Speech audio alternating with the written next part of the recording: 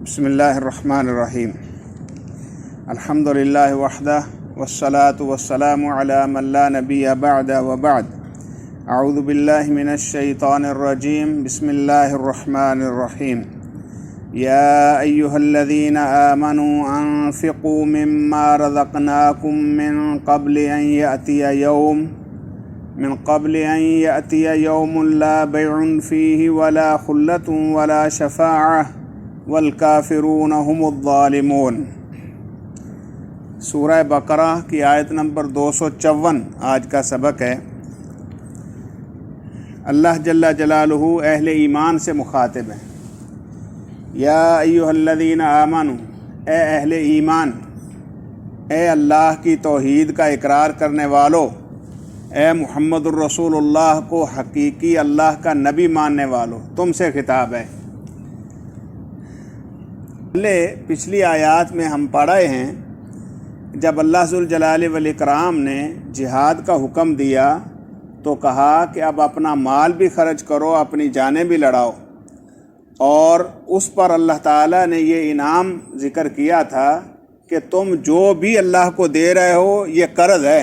वमन युक़रिज़ुल्लाह क़र्ज़न हसना, जो अल्लाह के हुजूर तुम पेश करते हो ये अल्लाह बतौर कर्ज़ तुमसे लेता है, और इस कर्ज़ को फिर वो युज़ाइफ़ुहु लिमन यशा, जिसके लिए चाहेगा बहुत ज़्यादा गुना बढ़ा देगा। तो अब वहीं से फिर ये बात शुरू होगी। दरमियान में जो है वो बनु इसराइल के वाक़यात का ज़िक्र आया। वहाँ पर भी असल मकसूद मोमिनों की ये तरबियत थी कि देखो पहली कौमों के रवैये और उनके मामलात कैसे थे, तुम्हें अल्लाह ताला की इताअत के अंदर रहकर हकीकी मानों में मोमिन बन के दिखाना है। और उन्हीं पर फिर जो है वो उन्होंने जिहाद का पहले मुतालबा किया और फिर उस मुतालबे पर कहने लगे ये कैसे हो सकता है कि इसको आपने ऐसे बंदे को हमारा बादशाह मुकर्रर कर दिया है जो को ना पहले उनकी नस्ल में कोई बादशाह रहा है और ना इनके पास कोई माल पैसा है। एतराज़ वगैरह किए, लेकिन अल्लाह जिसको चाहता है मुंतखब कर लेता है। तो वहाँ भी उनको इसी बात पर उभारा गया था कि अगर तुम अपनी वही सल्तनत चाहते हो, अगर वही अपना रोब और दबदबा चाहते हो, वही अल्लाह ताला का कुर्ब चाहते हो, तो उसके लिए तुम्हें निकलना होगा। अल्लाह के हुजूर अपनी जानें लेकर, अपना माल लेकर अल्लाह के हुजूर आओगे, फिर अल्लाह की नुसरत और मदद आएगी। और फिर ऐसे ही हुआ, आजमाइश हुई और आजमाइश के बाद जो बच गए उन्होंने अल्लाह ताला की इताअत के अंदर रहते हुए अल्लाह के बंदे के तहत जो है वो जिहाद की कोशिश की, और अल्लाह ताला ने वही उनको सल्तनत भी वापस दी, वो रोब और दबदबा भी उन्हें मिल गया, और वो जो असल उनका किबला छिना हुआ था वो भी वापस उनके पास आ गया। तो गोया कि अहले ईमान को इस बात पर उभारा गया कि दुनिया के अंदर भी अगर तुम अल्लाह की इताअत में आकर उसके रास्ते में खर्च करते हो तो अल्लाह दुनिया में भी तुम्हें बहुत कुछ अता करता है, और वो जो उसकी दी हुई चीज़ें तुम खर्च कर देते हो वो बतौर कर्ज लेकर तुम्हें आखिरत में बहुत बेहद्दो हिसाब जो है वो अता करने वाला है। आज फिर ख़ास तौर पर अहले ईमान को मुखातब किया और कहा या अय्युहल्लज़ीना आमनू, ए अहले ईमान, अनफ़िक़ू, खर्च करो। इन्फाक अरबी ज़ुबान में किसी भी चीज़ का खोल देना है, किसी भी चीज़ को खोल दें, यानी आपके पास जो चीज़ है ना उसको खुला छोड़ दें, ये इन्फाक है। तो अनफ़िक़ू, खर्च करो, मिम्मा रज़क़नाकुम, उसमें से जो हमने तुम्हें अता किया है। असल में अल्लाह ज़ुल जलाल वल इकराम की, अल्लाह चूँकि करीम ज़ात है, अब वो उसने यहाँ पर ये बावर करवाया है कि जो अल्लाह तुम्हें कहता है ना खर्च करो, ये नहीं है कि तुम्हारा है, बल्कि मिम्मा रज़क़नाकुम, हमने तुम्हें रिज़्क़ के तौर पर अता कर रखा है। तो हमारा दिया हुआ ही तुम्हें कहते हैं कि खर्च करो, और उस पर बहुत बड़े इनामात भी हैं। तो अल्लाह कहते हैं खर्च करो मिम्मा रज़क़नाकुम, जो हमने तुम्हें बतौर रिज़्क़ चीज़ें अता फरमाई हैं। मिन क़ब्लि अन यातिय यौम, उस दिन के आने से पहले पहले, ला बैउन फ़ीही वला ख़ुल्लतुन वला शफ़ाअह, उस दिन ना तो कोई ख़रीदो फरोख्त होगी, ना उस दिन कोई दोस्ती काम आएगी, खुल्लत दोस्ती को कहते हैं, वला शफ़ाअह, और ना ही किसी कोई सिफारिश काम आएगी। लोग दुनिया के अंदर अमूमन इन तीन चीज़ों से काम चला लेते हैं।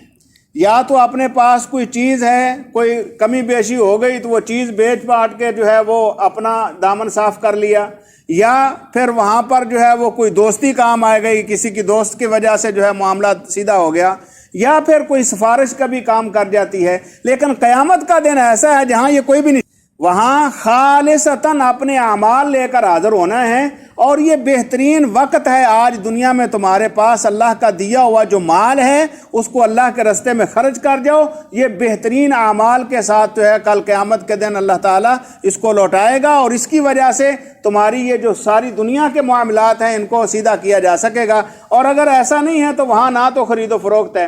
بے کا لفظ جو ہے عربی زبان ہے یہ، جب اب تو چونکہ کرنسی وغیرہ ہے، پہلے کیا ہوتا تھا ایک چیز کے بدلے ایک چیز دی جاتی تھی، وہاں خرید بھی ہو رہی ہوتی تھی، فروخت بھی ہو رہی ہوتی تھی، یعنی ایک چیز دے دو اور اس کے بدلے میں ایک چیز لے لو، تو دونوں بے اور شراء دونوں چیزیں تھیں۔ تو اللہ کہتے ہیں وہاں کوئی ایسا معاملہ نہیں ہوگا کہ کوئی چیز دے کر بدلے میں اپنے آپ کو چھڑا لیا جائے، یا وہاں کوئی دوستی ایسی ہو جس کی وجہ سے میرا دوست اتنا پاورفل ہے کہ لہذا مجھے کچھ نہیں ہوگا، ایسا بھی نہیں چلے گا۔ اور سفارش زیادہ تر جو ہے وہ کہتے ہیں کہ میرے بڑے بڑے لوگوں کے ساتھ رابطے ہیں، لہذا وہ کہیں نہ کہیں سے کوئی سفارش کریں گے اور معاملہ سیدھا ہو جائے گا۔ قیامت میں ایسا نہیں ہوگا۔ اب یہ قرآن نے کھلے طور پر کن کو کہا ہے؟ اہل ایمان کو، مجھے اور آپ کو۔ اب اگر کوئی شخص یہ خیال رکھے یا ذہن کے اندر یہ بات رکھے کہ میرا چونکہ تعلق جو ہے وہ کسی خاص برادری سے ہے، یا میرا جو ہے وہ تعلق کسی خاص خاندان سے ہے، لہذا بچت ہو جائے گی، تو وہ اپنے آپ کو دھوکے میں ڈال رہا ہے، کیونکہ اللہ نے تو بالکل کلیئر کر دیا ہے کہ وہاں قیامت کے دن کسی کی کوئی سفارش نہیں چلے گی، وہاں کسی کی کوئی دوستی کام نہیں آئے گی، اور نہ ہی وہاں پر جو ہے وہ کوئی فدیہ دے کر اپنے آپ کو چھڑایا جا سکے گا۔ لہٰذا آج موقع ہے اپنے اعمال کی درستگی کا، اور اس میں سے بہترین جو اللہ جل جلالہ کو راضی کرنے والا ہے یا اس سے اپنے آپ کو چھڑانے والا ہے، وہ اس کے دیے ہوئے مال کو اس کے راستے میں خرچ کرنا ہے۔ اور ساتھ ہی اللہ نے فرمایا وَالْكَافِرُونَ هُمُ الظَّالِمُونَ، اور کافر ہی حقیقت میں ظالم ہیں۔ اب اللہ ذوالجلال والاکرام کے ہاں کسی بھی معاملے پر جبر اور ظلم نہیں ہے۔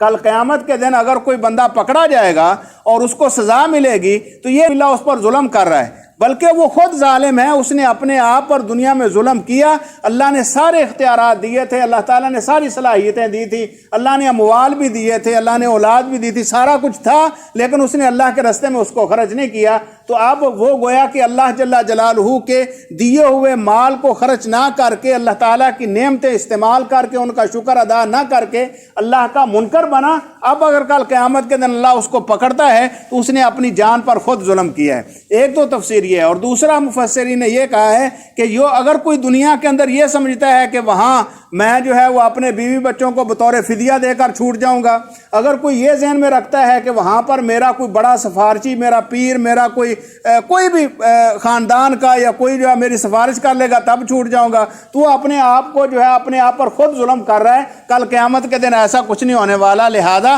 آج اپنے اعمال کی اصلاح کر لو۔ تو اللہ ذوالجلال والاکرام نے اس آیت مبارکہ میں اللہ کے مال میں سے خرچ کرنے کی ترغیب دلائی ہے، اور اللہ جل جلالہ کی ذات کے حوالے سے ہمیں یہ پختہ یقین ہونا چاہیے کہ اللہ وہ تو غنی ہیں، ہم فقیر ہیں، اللہ کو ضرورت نہیں ہے ہمارے اموال کی، یہ اس کا ہم پر انعام ہے کہ اس کے دیے ہوئے سے ہم جب خرچ کرتے ہیں تو اللہ اس کو اپنے پاس محفوظ کر لیتا ہے، ذخیرہ کرتا ہے، اور کل قیامت کے دن اس کی وجہ سے ہمارے گناہوں کو معاف کر دے گا۔ اور خاص طور پر یہ معاملات چونکہ پیچھے جہاد کا تذکرہ چل رہا تھا، تو اگر دنیا کے اندر دو ہی بنیادی چیزیں ہیں جس کے اوپر اسلام نے بہت زیادہ زور دیا ہے، اللہ کی راستے میں جان کی ضرورت پڑے تب جو ہے وہ دریغ نہیں کرنا ہے، اور اگر مال کی ضرورت پڑے تو تب پیچھے نہیں ہٹنا ہے۔